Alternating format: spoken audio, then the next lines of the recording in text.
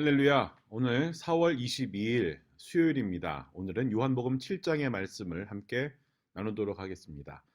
말씀은 요한복음 7장 6절로 9절의 말씀을 목사님이 읽고 계속 말씀을 나누겠습니다.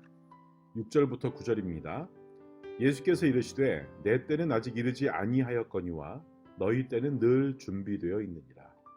세상이 너희를 미워하지 아니하되 나를 미워하나니 이는 내가 세상의 일들을 악하다고 증언합니다. 너희는 명절에 올라가라. 내 때가 아직 차지 못하였으니 나는 이 명절에 아직 올라가지 아니하노라. 이 말씀을 하시고 갈릴리에 머물러 계십니다. 아멘. 오늘은 여러분과 때를 알자라는 제목으로 말씀을 함께 나누기를 원합니다. 요한복음 7장은 초막절이라는 그 절기에 예루살렘에 있었던 일을 기록하고 있습니다. 초막절은 이스라엘 백성의 40년 동안의 그 광야 생활을 기억하고 또 그것에 대해서 감사하는 그러한 절기였는데 영어로는 The Jewish Feast of Tabernacle이라고 합니다. 이 기간 동안에 유대인들은 잎이 넓은 나뭇가지로 초막을 만들어가지고 타버나클을 만들어서 일주일 동안 그곳에서 지내면서 자신의 그 조상들이 당했던 고난을 기억했습니다. 기억하는 거 중요하다 그랬죠. 유대인의 성인 남성, 그 남자 어른들은 이 절기 동안에 예루살렘으로 순례를 떠났는데요. 아마 예수님의 동생들도 그렇게 했나 봅니다. 그 예수님의 동생들이 예수님에게도 예루살렘으로 가자고 이야기합니다. 당시에 예수님은 유대 사람들의 반감, 그 죽이려고 하는 그 마음 때문에 주로 갈릴리 지역에서 활동을 하고 계셨습니다. 1절에 보면 나오죠. 그 사정을 모르고 있던 동생들은 탁월한 지혜와 또 능력을 가진 자신의 형이 갈릴리에서 썩고 있는 게 너무 안타까웠습니다. 그래서 사람들이 많이 모이는 예루살렘으로 같이 가자라고 이야기를 하죠. 동생들이 예루살렘을 향해서 떠난 후에 예수님은 혼자서 그곳으로 향하십니다. 10절에 보면 계속해서 나오는데요. 예루살렘으로 가지 않으려고 했던 것이 아니라 동생들과 함께 다니면서 자기 자신이 드러날까 봐 걱정했던 거죠. 그렇게 드러나는 것을 원치 않았던 겁니다. 예루살렘에는 이미 예수님에 관해서 소문이 쫙 퍼져 있었습니다. 그분에 대한 생각은 여러 가지였는데 하지만 그분에 대해서 드러내놓고 좋은 말을 하지는 못했습니다. 38년 된 병자를 안식일에 고쳐줬다는 이유로 예수님을 죽이려고 하는 그런 기회를 찾는 유대인들이 있었기 때문이죠. 일주일 동안 이어지는 그 명절의 중간쯤에 이르자 다른 사람들을 피해서 숨어서 다니던 예수님께서 성전 뜰에서 사람들을 모아놓고 말씀을 가르치십니다. 듣던 사람들은 그 지혜에 놀라죠. 그들은 예수님이 정식 교육을 받은 적이 없다는 것을 생각하면서 의문에 빠집니다. 15절에 보면 이 사람은 글을 배운 적이 없는데 어떻게 글을 알지? 하면서 사람들이 놀라는 모습이 나옵니다. 예수님은 예수님의 가르침이 예수님 안에서 일하시는 하나님으로부터 나온다라고 답을 하시죠. 예수님 자신은 자신의 영광이 아니라 자신을 보내신 하나님의 영광을 구할 뿐이며 그렇기에 자신 안에는 불의가 없다, nothing false라고 18절에 보면 말씀을 하십니다. 이어서 예수님은 유대인들에게 도전합니다. 아까 이야기했던 요한복음 5장에 나오는 안식일에 38년 된 병자를 고친 것이 모세의 율법을 어긴 것이라고 생각하면서 그들은 예수님을 의심하고 박해했죠. 예수님은 그들에게 모세가 너희에게 율법을 주지 않았느냐?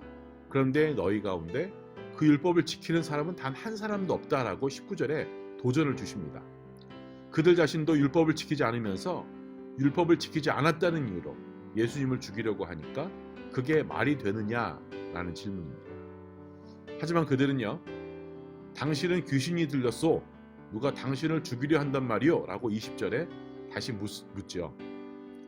자신들의 숨겨진 생각이 드러나니까 그 엉뚱한 소리를 하는 겁니다. 그러나 예수님은 할례법의 그 전통을 예로 들면서 22절에 보니까 그들을 몰아붙이는 장면이 나옵니다. 유대인들은 할례를 안식일에도 베풀었다고 말씀하죠. 사람이 태어나면 남자아이가 태어나면 8일 만에 태어난 지 8일 만에 할례를 해야 되는데 맨날 똑같은 날에 태어난 건 아니잖아요. 어떤 사람은 금요일에 태어나니까 태어난 지 8일 만이니까 안식일에 할례를 하게 된다는 거죠. 안식일에 대한 율법과 할례에 대한 율법이 충돌하는 거죠. 유대인들은 할례에 대한 율법을 지키기 위해서 안식일 율법을 위반했습니다. 그 예를 드시면서 예수님은 만약에 안식일에 할례를 행할 수 있다면 안식일에 38년 된 그 안타까운 그 병자를, 그 불쌍한 병자를 고치는 것이 왜 문제가 되느냐라고 물으시는 거죠. 오늘 이 말씀을 되돌아보면 동생들이 예루살렘으로 가서 자신의 형님이 어떤 분인지를 드러내려고 했을 때 예수님은 내 때는 아직 오지 않았다. 그러나 너희 때는 언제나 마련돼 있다라고 6절에 말씀을 하시는 장면이 나옵니다. 예수님은 분명한 목적과 사명 그리고 계획을 가지고 사셨습니다. 그렇기 때문에 그분의 때, 바로 the right time은 매우 중요했습니다. 그런 때를 가리킬 때 헬라어로 여러분이 잘 아시는 우리 카이로스라는 말이 사용이 되죠. 여러분, 크로노스는 지금 우리가 사는 이 시간이 크로노스고요. 카이로스는 그 하나님의 때, the right time, 그 때가 바로 카이로스죠. 예수님은 나설 때와 물러설 때, 올라갈 때와 내려올 때, 또 당신을 숨길 때와 자신을 드러낼 때를 늘 분별하면서 사셨습니다. 그렇게 때가 왔을 때 예루살렘에 가셨고 때가 왔을 때 십자가에 달리셨죠. 그렇게 사셨기 때문에 마지막에 내가 다 이루었다라고 말씀을 하실 수가 있었던 겁니다. 여러분 생각해 보십시오. 아무런 목적도 사명도 아무런 의미도 없이 사는 사람에게는 때가 언제나 마련되어 있다는 겁니다. 아무 때나 때입니다. 그냥 그런 사람들은 때를 분별할 이유도 없고 때를 분별할 필요도 없습니다. 그냥 먹고 싶을 때 먹고 끌리는 대로 가고 말하고 싶을 때 아무 말이나 하고 이러면 된다는 거죠. 목사님이 어떤 글을 읽었던 게 생각이 나는데 이런 말입니다. 하고 싶은 말을 하면 처음에는 후련한데 시간이 지나면 괜히 찝찝해지고 하고 싶은 말을 좀 참으면 처음에는 좀 답답하지만 나중에는 잘했다 이렇게 생각되어진다라.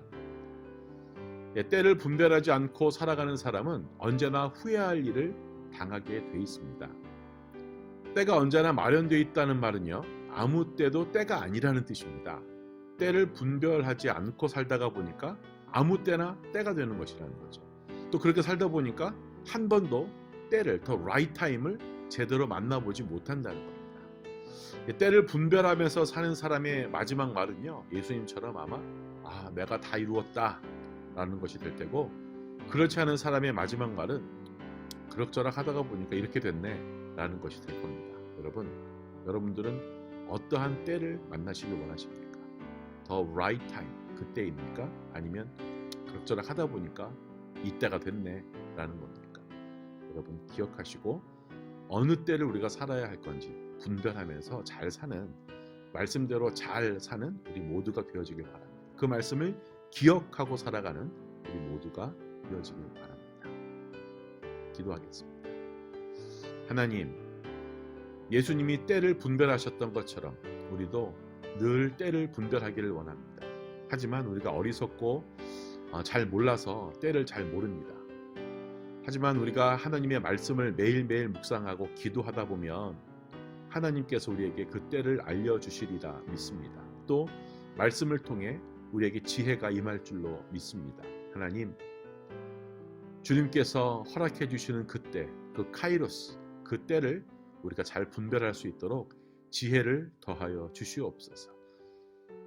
주님께서 원하시는 그 때를 잘 살아가는 우리 모두가 되어지길 원합니다.